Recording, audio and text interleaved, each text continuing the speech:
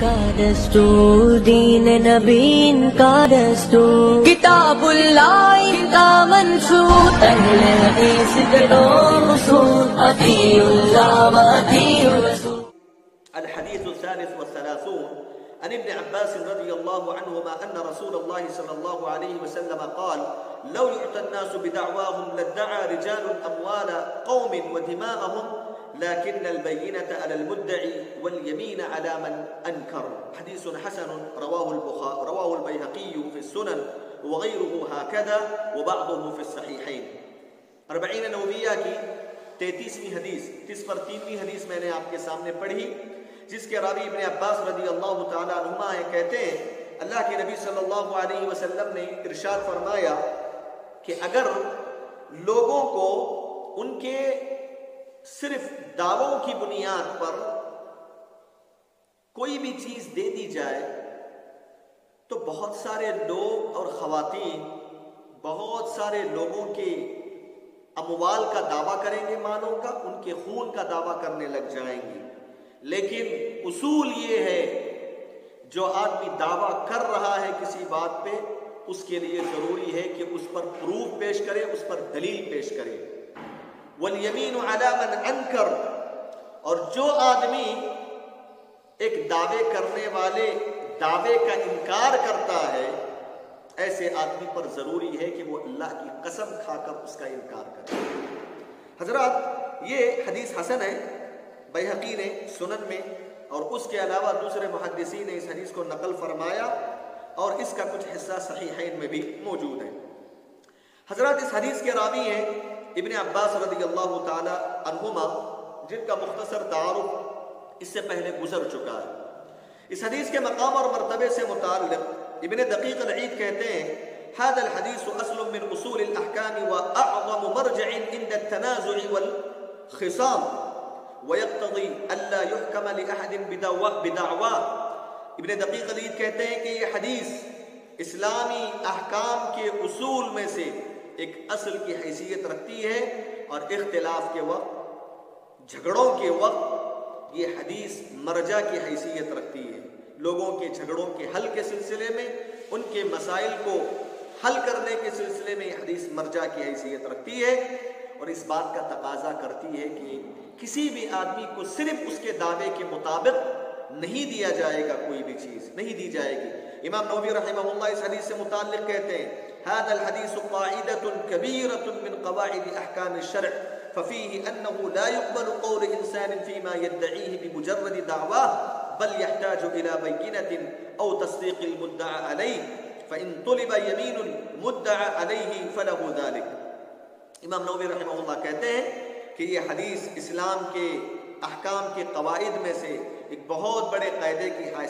حیثیت رکھتی ہے۔ اس حدیث میں یہ بتایا گیا کہ کسی بھی انسان کو اس کے صرف دعوے کے مطابق نہیں دیا جائے گا، بلکہ اس سے دلیل مانگی جائے گی۔ اگر وہ دلیل پیش کر دے تو اس کے مطابق فیصلہ کیا جائے گا، اگر وہ دلیل پیش نہیں کر سکا تو پھر اس کے اپوزٹ جو آدمی مدعا علیہ ہے اس کو اس سے قسم کھانے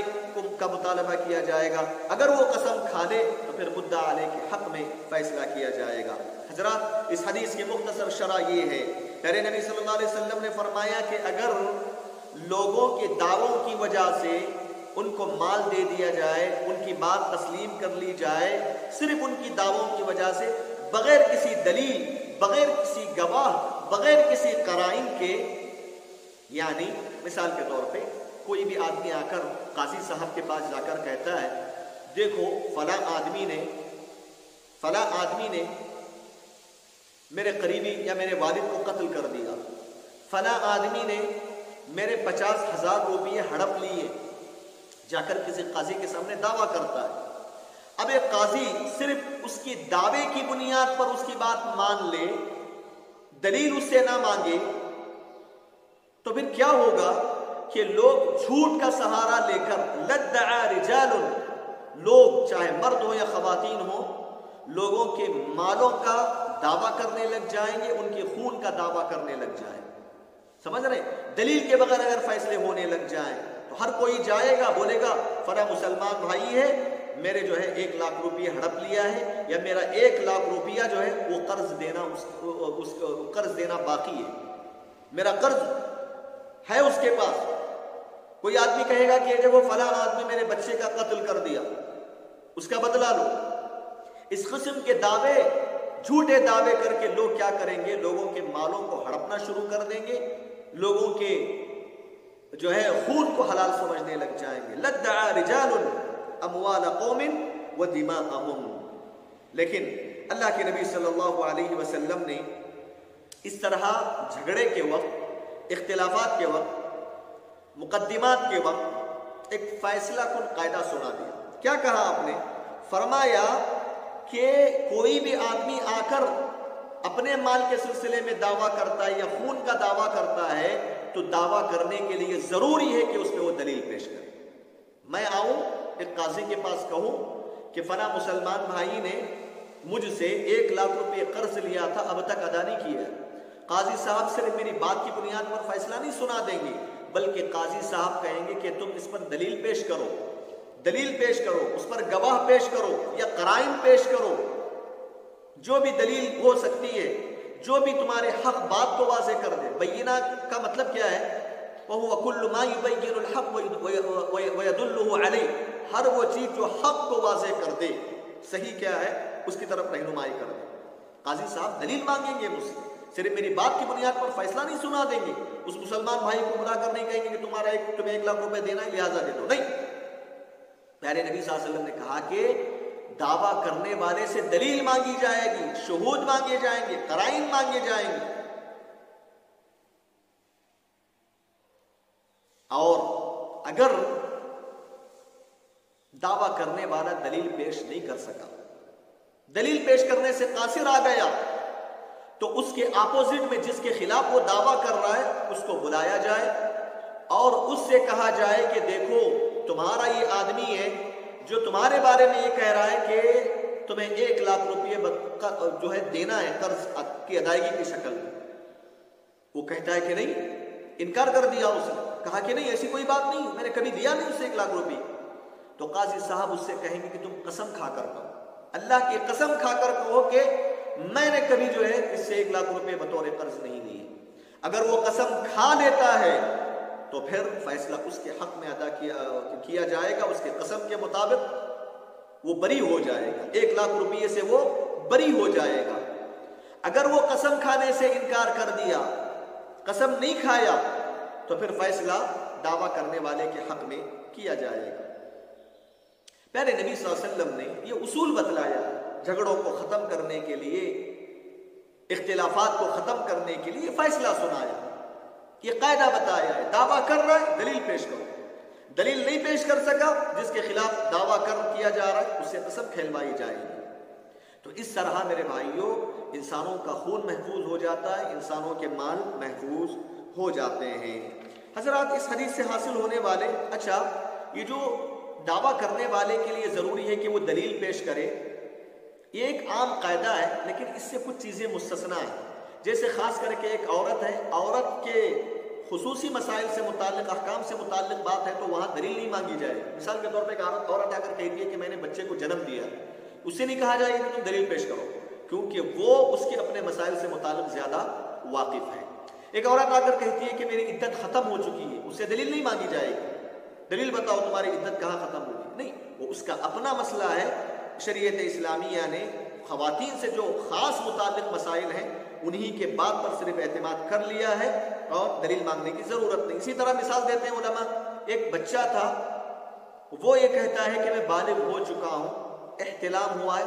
میں بلوغت کے درجے تک پہنچ چکا ہوں، بالغ ہو چکا ہوں، اس سے دلیل نہیں مانگی جائے گی، صرف اس بات پر اعتماد کر لیا جائے گا۔ تو کچھ چیزیں ایسی ہیں جو اس سے مستثنا ہیں، ورنہ عمومی طور پر قاعدہ یہ ہے کہ جو بھی کسی بھی چیز میں دعویٰ پیش کر رہا ہے وہ اپنے دعوے پر دلیل پیش کرے۔ حضرات سبحان اللہ، اس حدیث کی روشنی میں عبد المحسن العباد حفظہ اللہ نے بڑی اہم بات لکھی ہے، کہا کہ جس طرح دنیا کے معاملات میں دعویٰ کرنے والے کے لیے دلیل کی ضرورت پڑتی ہے، بالکل اسی طرح دین کے کاموں کے سلسلے میں، دین کے کاموں کے سلسلے میں دعویٰ کرنے والے آدمی پر ضروری ہے کہ وہ عمل صالح کے ذریعے اس کی دلیل پیش کرے۔ اس کی مثال، کوئی بھی آدمی یہ کہے کہ میں اللہ سے محبت کرتا ہوں، ٹھیک ہے، تم نے دعویٰ کیا ہے، لیکن دلیل پیش کرو۔ کیسے دلیل پیش کرو گے؟ عمل صالح کے ذریعے، نبی علیہ السلام کی اتباع کے ذریعے۔ نبی کی اتباع کیے بغیر کوئی آدمی اللہ کی محبت کا دعویٰ کرتا ہے تو وہ محبت میں جھوٹا مانا جائے گا۔ اور جو آدمی یہ دعویٰ کرے کہ میں اللہ سے محبت کرتا ہوں اور اس دعوے کی دلیل وہ عمل صالح کے ذریعے، کردار کے ذریعے، عقائد کے ذریعے، عبادات کے ذریعے دیتا ہے، تو سمجھ لیجئے کہ وہ اپنے دعوے میں سچا ہے۔ اسی لیے اللہ نے قرآن میں فرمایا قُلْ إِن كُنتُمْ تُحِبُّونَ اللَّهَ فَاتَّبِعُونِي يُحْبِبْكُمُ اللَّهُ وَيَغْفِرْ لَكُمْ ذُنُوبَكُمْ وَاللَّهُ غَفُورٌ رَحِيمٌ۔ یہ آیت ہر اس آدمی کے لیے فیصلہ سناتی ہے جو اللہ رب العالمین کی محبت کا دعویٰ تو ضرور کرتا ہے لیکن نبی کی اتباع نہیں کرتا، وہ آدمی اپنے دعوے میں سب سے بڑا جھوٹا ہے۔ اس کے مقابلے میں ایک آدمی اللہ کے نبی صلی اللہ علیہ وسلم کی اتباع کر رہا ہے، اقوال میں، افعال میں، اعتقادات میں نبی کے اسوے کو اپنایا ہوا ہے، نبی کی شریعت کا پابند ہے، تو سمجھ لو وہ آدمی اللہ رب العالمین کی محبت کے دعوے میں سچا ہے۔ حضرات، اس حدیث سے حاصل ہونے والے کچھ اہم فوائد، سب سے پہلا فائدہ یہ ہے کہ شریعت اسلامیہ کے مقاصد اور خصوصیات میں سے یہ ہے کہ شریعت اسلامیہ لوگوں کے مال کی حفاظت کرنا چاہتی ہے، لوگوں کے خون کی حفاظت کرنا چاہتی ہے۔ دوسرا فائدہ، اس حدیث کے اندر پیارے نبی نے اسلام کی خوبیوں میں ایک بہت بڑی خوبی یہ ذکر فرمائی ہے کہ اسلام نے صرف دعووں کی بنیاد پر فیصلہ کرنے کی بات نہیں کہی، بلکہ خون اور مال کی حفاظت کے خاطر دعویٰ کرنے والے شخص کے لیے دلیل کا مطالبہ کیا ہے۔ حضرات، تیسرا بڑا اہم فائدہ اس حدیث سے حاصل ہونے والا یہ ہے کہ لوگوں کے جھگڑوں کو ختم کرنے کے لیے، لوگوں کے جھگڑوں کے درمیان فیصلہ کرنے کے لیے یہ حدیث ایک عظیم اصل کی حیثیت رکھتی ہے، قاعدے کی حیثیت رکھتی ہے۔ چوتھا فائدہ اس حدیث سے حاصل ہونے والا یہ ہے کہ اگر مدعا علیہ، جس کے خلاف دعویٰ کیا جا رہا ہے، اگر وہ اقرار نہ کرے، انکار کر دے، تو ایسی صورت میں مدعی کو دعویٰ کرنے کا مطالبہ کیا جائے گا، دلیل پیش کرنے کا مطالبہ کیا جائے گا۔ اگر وہ دلیل پیش کر لیا، اس کے مطابق اس کا فیصلہ اس کے حق میں فیصلہ ہوگا۔ اگر وہ دلیل پیش نہ کر سکا تو پھر مدعا علیہ سے قسم کھانے کی بات کہی جائے گی، وہ اگر قسم کھا لے تو اس کے حق میں فیصلہ کیا جائے گا۔ حضرات، پانچواں فائدہ اس حدیث سے حاصل ہونے والا یہ ہے کہ شریعت اسلامیہ نے قاضی، فیصلہ کرنے والے جو قاضی لوگ ہوتے ہیں، ان کو اس بات سے منع فرما دیا کہ صرف لوگوں کو ان کے دعووں کی بنیاد پر ان کے حق میں فیصلہ نہ سنائیں، بلکہ جس کے خلاف وہ دعویٰ کر رہا ہے اس کو بلایا جائے، اس کی بات سنی جائے۔